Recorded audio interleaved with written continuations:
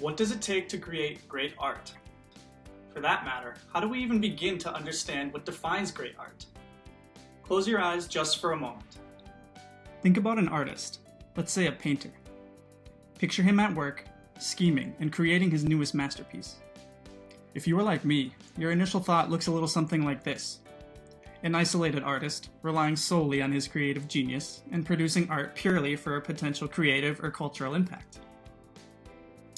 As ideologically pure as that might be, in reality, it isn't always the case, both in the past and in the present.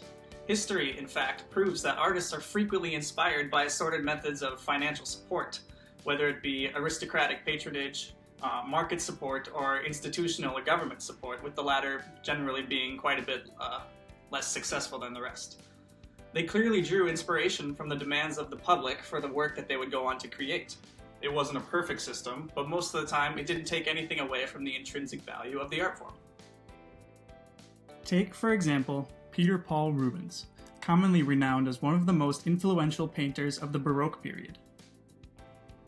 Rubens cleverly realized his own popularity in the market, and he capitalized on the opportunity in his own way.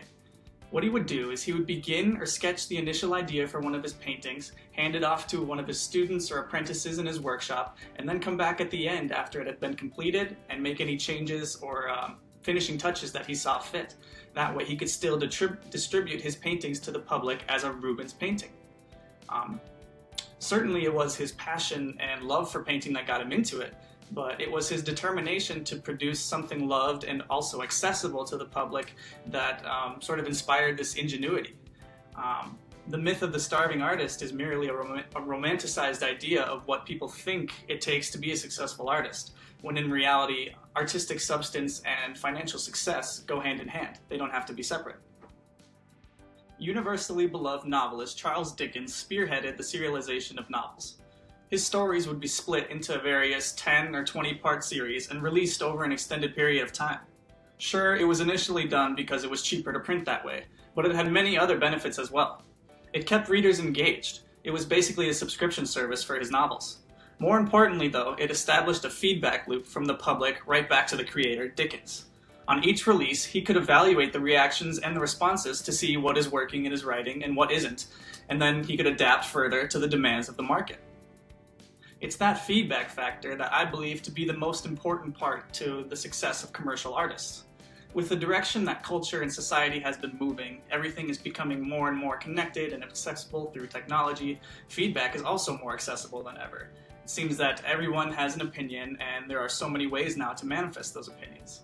I choose to view that rather optimistically. I think feedback is inherently helpful, whether or not the feedback is positive or negative in nature.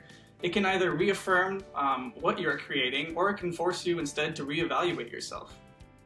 If you were to take one thing with you from this video, it's to never stop producing content. Art will continue to be produced across all mediums we have now, and ones we can't even begin to understand. But I believe that collaboration, both with like-minded peers and with the feedback that comes from the public, is foundational to the creation of great art, and will serve as the next step that actually sets you apart from the competition.